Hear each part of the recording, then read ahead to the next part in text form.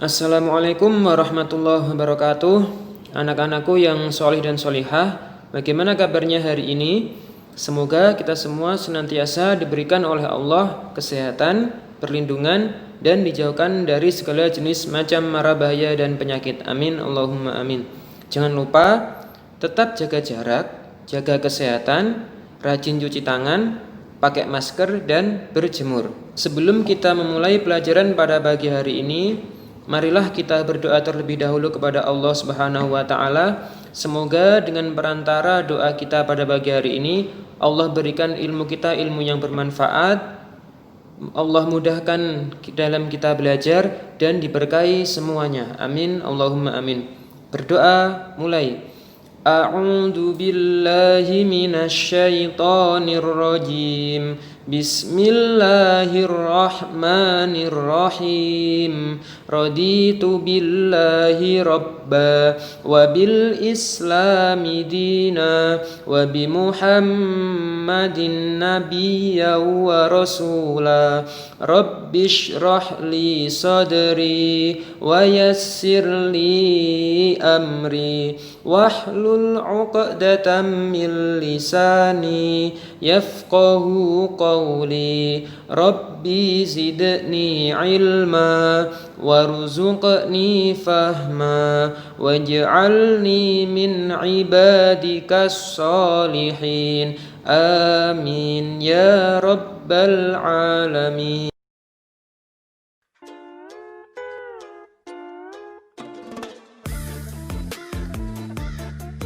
Untuk tujuan pembelajaran kita kali ini, karena poin 1 dan 2 sudah kita pelajari pada pertemuan sebelumnya, jadi sekarang kita mulai pada tujuan pembelajaran nomor 3, yakni dapat menyebutkan mufradat atau terjemah Quran surat Ar-Rahman ayat 33 dan surat Al-Mujadalah ayat 33 dan hadis terkait. Dapat menyebutkan kandungan Ar-Rahman ayat 33 dan surat Al-Mujadalah ayat 11 dan hadis terkait. Yang terakhir, dapat menunjukkan perilaku orang yang mencintai ilmu pengetahuan dalam kehidupan sehari-hari.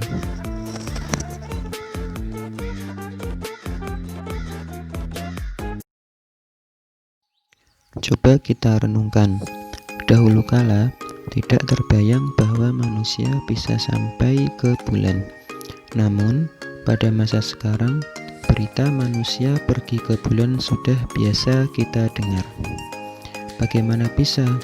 Karena manusia dianugerahi akal oleh Allah yang berfungsi untuk mengkaji dan menemukan ilmu pengetahuan. Ilmu pengetahuan dapat menciptakan peralatan yang canggih. Akhirnya, manusia dengan ilmu pengetahuan dan karyanya itu dapat menembus penjuru langit dan bumi. Bukankah dengan ilmu pengetahuan semua menjadi mudah? Mari kita pelajari. Contoh yang lain adalah zaman dahulu sebelum kita mengenal yang namanya handphone atau HP, jika manusia ingin berkomunikasi atau menghubungi saudaranya yang berada di jauh sana atau di luar kota atau di luar provinsi, dulu kesulitan. Karena apa? Dulu harus menulis surat, harus beli amplop, harus beri lem, lalu dijadikan satu dan dikirimkan ke kantor pos. Dari kantor pos lalu dikirimkan kepada orang yang ingin kita tuju. Dan itu memakan waktu berhari-hari. Berbeda dengan sekarang. Sekarang kita sudah mengenal yang namanya handphone atau HP.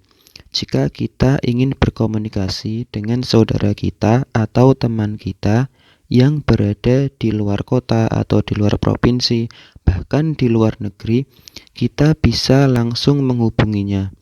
Cukup dengan memencet nomornya pada HP kita, lalu kita bisa langsung mendengarkan suaranya. Dan kita bisa langsung berkomunikasi dengan mereka. Bahkan dengan kecanggihan alat teknologi HP sekarang, kita bisa melihat gambar orang yang kita ajak bicara. Bukankah semua itu karena ilmu pengetahuan? Dengan ilmu pengetahuan, semua menjadi lebih mudah. Alhamdulillah.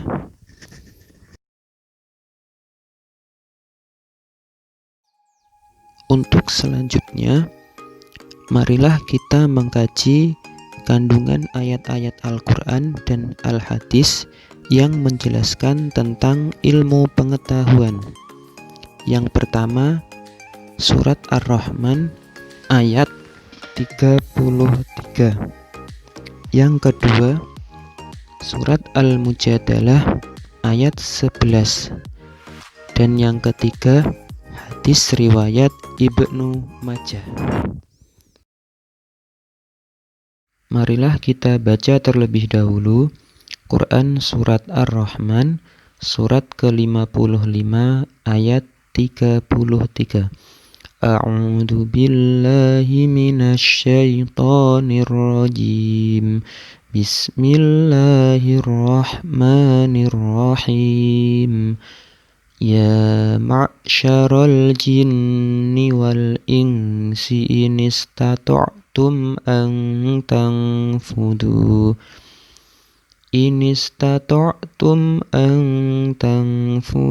min aqtaris samawati wal ardi fanfudu la tanfuduna illa bisultan. Shadaqallahul azim. Artinya, wahai golongan jin dan manusia, jika kamu sanggup menembus atau melintasi penjuru langit dan bumi, maka tembuslah. Kamu tidak akan mampu menembusnya kecuali dengan kekuatan dari Allah. Quran surat Ar-Rahman surat ke-55 ayat ke-33. Kekuatan yang dimaksud di sini adalah ilmu pengetahuan. Ilmu pengetahuan yang diberikan oleh Allah, dianugerahi oleh Allah kepada manusia yang mau belajar.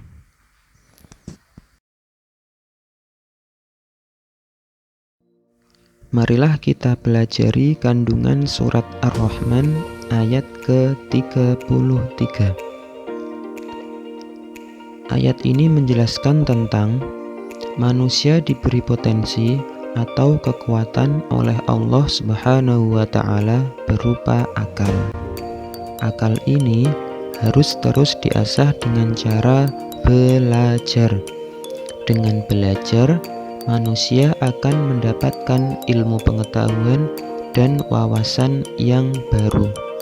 Lalu, dengan ilmu pengetahuan yang dimiliki, manusia akan bisa menciptakan teknologi yang baru dan canggih guna memudahkan setiap pekerjaan manusia. Dengan ilmu pengetahuan, semua akan menjadi lebih mudah. Dengan ilmu pengetahuan, manusia bisa melihat benda langit. Dengan ilmu pengetahuan, manusia dapat menjelajahi luar angkasa.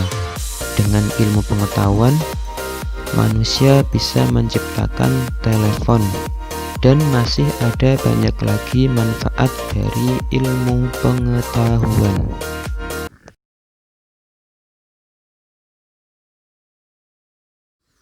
Untuk selanjutnya, mari kita mengkaji Quran surat Al-Mujadalah ayat 11. Sebelum kita mengkaji isi kandungan dari Quran surat Al-Mujadalah ayat 11, marilah kita membacanya terlebih dahulu. A'udzu billahi minasyaitonir rajim. Bismillahirrahmanirrahim.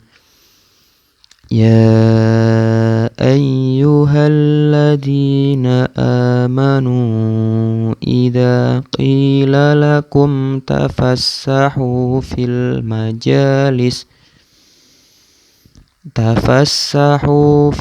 majalisi fafsahu yafsahillahu lakum وإذا قيل انشزوا فانشزوا يرفع الله الذين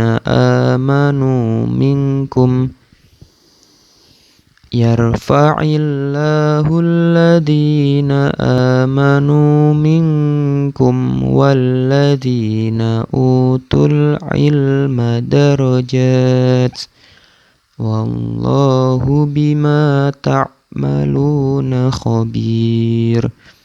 Shadaqallahul azim. Artinya, wahai orang-orang yang beriman, apabila dikatakan kepadamu, berilah kelapangan di dalam majelis-majelis, maka lapangkanlah. Niscaya Allah akan memberi kelapangan untukmu. Dan apabila dikatakan, berdirilah kamu, maka berdirilah. Niscaya Allah akan mengangkat derajat orang-orang yang beriman di antaramu dan orang-orang yang diberi ilmu beberapa derajat. Dan Allah Maha Teliti apa yang kamu kerjakan. Quran Surat Al-Mujadalah, Quran Surat ke-58 ayat 11. Kandungan Surat Al-Mujadalah ayat 11. Ayat ini menjelaskan tentang pentingnya ilmu pengetahuan. Maka ayat ini menegaskan bahwa orang yang beriman dan berilmu pengetahuan akan diangkat derajatnya oleh Allah Subhanahu wa ta'ala. Mengapa orang yang beriman dan berilmu pengetahuan diangkat derajatnya oleh Allah? Sudah tentu, karena orang yang beriman dan berpengetahuan luas akan dihormati oleh orang lain. Jika mereka diberi kepercayaan untuk mengendalikan atau mengelola apa saja, mereka akan mengerjakan dengan baik dan jujur, yakni dengan bekal ilmu dan iman yang mereka miliki.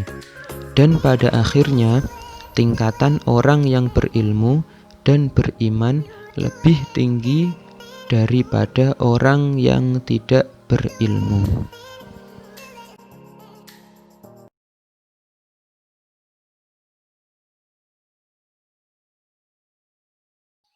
Kandungan selanjutnya dari Surat Al-Mujadalah ayat 11 adalah ayat ini menjelaskan tentang berlapang-lapanglah kalian ketika berada dalam tempat atau ruangan ketika menuntut ilmu.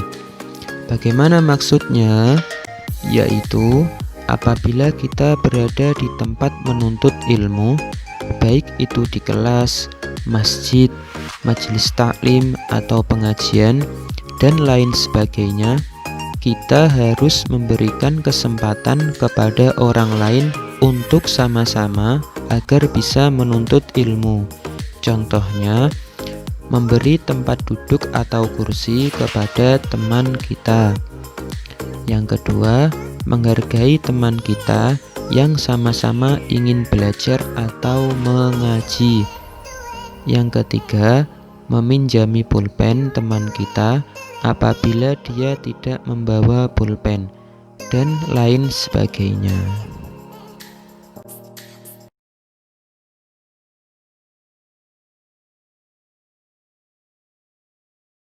Untuk selanjutnya, marilah kita mengkaji kandungan dari hadis riwayat Ibnu Majah.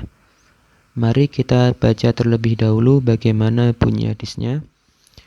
Nabi Muhammad sallallahu alaihi wasallam bersabda, "An Anas bin Malikin radhiyallahu anhu, anin Nabiyyi sallallahu alaihi wasallam, talabul ilmi faridatun ala kulli muslimin." Rawahu Ibnu Majah. Dari Anas ibnu Malik radhiyallahu an, ia berkata, Rasulullah sallallahu alaihi wasallam bersabda, menuntut ilmu itu adalah kewajiban bagi setiap orang Islam. Hadis riwayat Ibnu Majah. Bagaimana maksudnya? Maksudnya adalah menuntut ilmu hukumnya wajib atau fardu ain bagi umat Islam. Jika kita mengaku bahwa kita beragama Islam, berarti kita wajib menuntut ilmu. Jika waktunya menuntut ilmu kita tidak mau berangkat untuk menuntut ilmu, berarti kita mendapatkan dosa.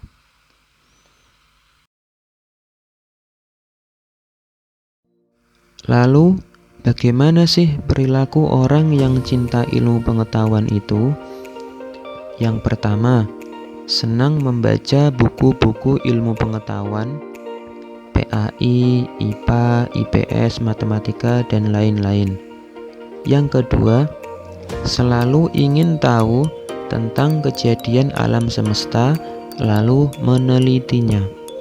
Yang ketiga, rendah hati atau tidak sombong atas prestasi yang diraihnya, karena semua prestasi kita adalah pemberian dari Allah Subhanahu wa Ta'ala, dan Allah tidak suka dengan orang yang sombong.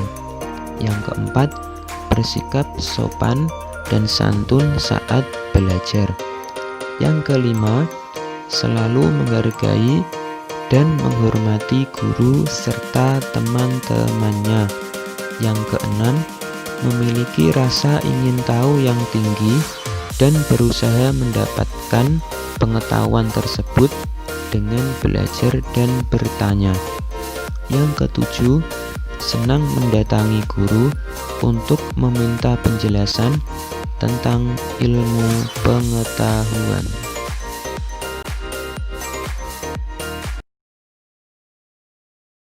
Alhamdulillahirrabbilalamin.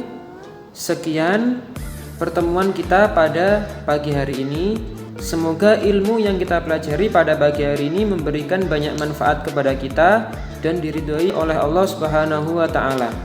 Jangan lupa untuk terus tetap jaga jarak, jaga kesehatan, pakai masker, rajin cuci tangan, dan berjemur. Sekian, semangat dan wassalamualaikum warahmatullahi wabarakatuh.